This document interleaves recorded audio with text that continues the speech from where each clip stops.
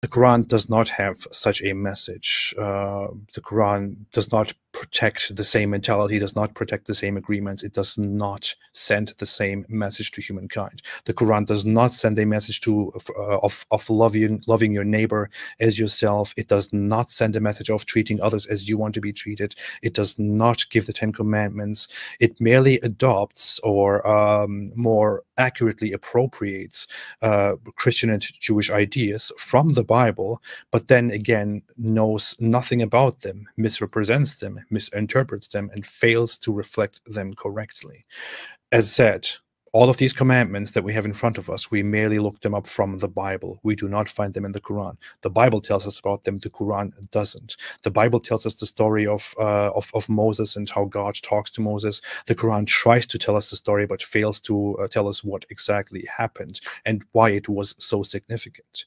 Can you imagine? The Quran comes as a book by its own claims and by the claims of Muslims and Muhammad. It comes as a book in order to bring a final message, the corrected message of Allah, which Allah prepared from pre-existing times, from eternity, from pre-eternity. Allah created this book, or sorry, if you go by certain Islamic theology, the Quran was not created. The Quran always existed. It is the eternal speech of Allah.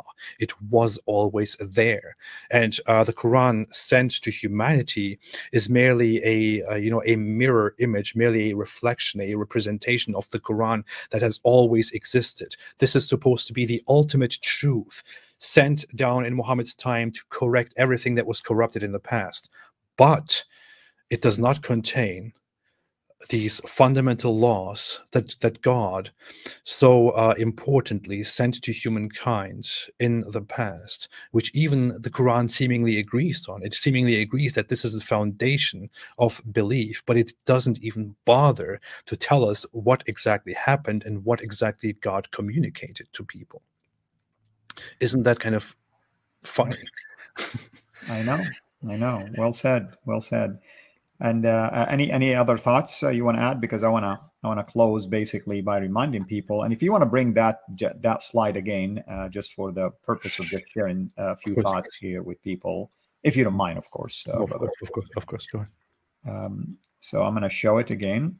I just want people to look at this, and especially my Muslim friends, if you're looking at this. First of all, Muhammad himself broke every single one of those. Every single one of those. He did not acknowledge Yahweh. That's the first. He actually placed himself next to Allah in the Shahada. That's shirk, my friend. That's idolatry. Yep. He actually instilled the worship of rocks, bowing to a rock, touching a rock, kissing a rock, throwing rocks at a rock, and the list can go on and on and on. And then when it came to the Sabbath day, I challenge you to show me where did Muhammad ever honored the Sabbath that God instilled basically and instituted.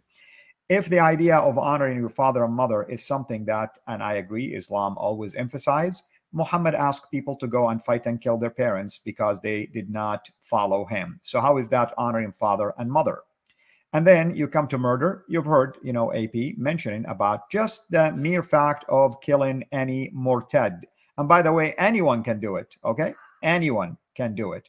In fact, you should really watch a video that was done by Ali Dawah about this. Speaking of that, of course, we're going to ask you a few questions about the most recent encounter with Ali Dawah.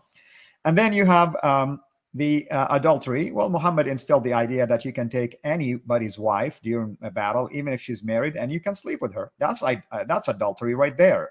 And stealing people's property and deception to do whatever it takes, technically speaking, that is favorable to him. And finally, Muhammad coveted not only his neighbor's wife, his adopted son's wife. So there you have it. And yet you're telling me this is, a man that was made to be a model for mankind? Wow.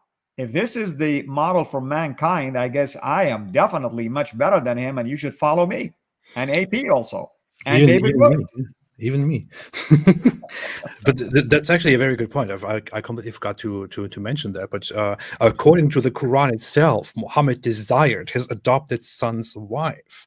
while his adopted son was still married to her. So according to the Quran itself says, Muhammad goes and sees her in an appropriate situation, according to the biographies, and then it seemingly looks like Muhammad desires her. So his adopted son comes to him, Zayd comes to him and says, "Hey, do you want my wife?" And he's like, "No, keep your wife." And then the Quran then makes a revelation, and of course we all know the Quran is not actually a revelation from Allah. It's actually Muhammad himself making things up.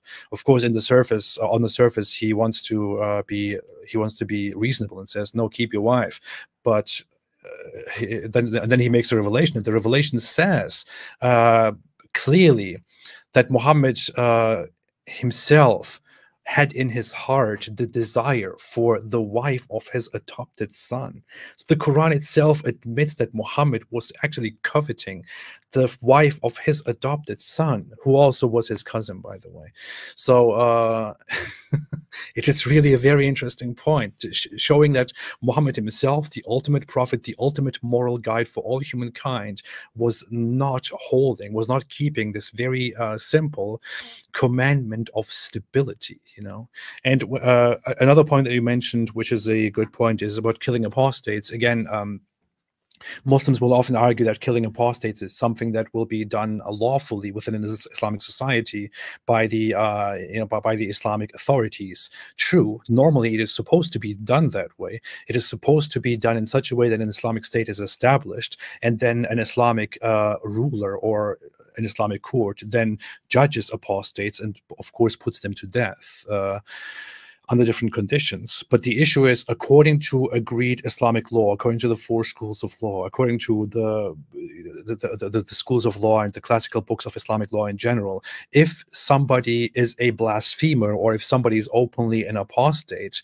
and somebody from among the Muslims goes and kills that person, that is not a major crime. It's not a major sin. It is merely a what do you call it? A misdemeanor. It is merely an inappropriate act, and the judge can choose to punish that person or not, or simply to say, "Hey, you shouldn't have done that." And the punishment, if a punishment is given, it shouldn't go above a certain amount of minimum punishments that you normally give for crimes or for immoral behavior. So killing an apostate within a society is just you shouldn't do that. You should leave it to the judge. It's not like a crime or anything.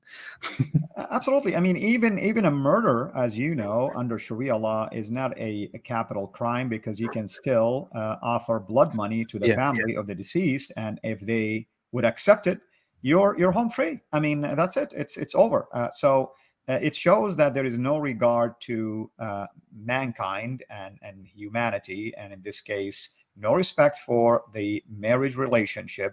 And my goodness, this is your adopted son's wife. I mean, out of all people, I mean, it's almost like if I want to run for the office of the prophet to replace Muhammad, this will be one of my campaign, promises. You can keep your wife. I promise you that.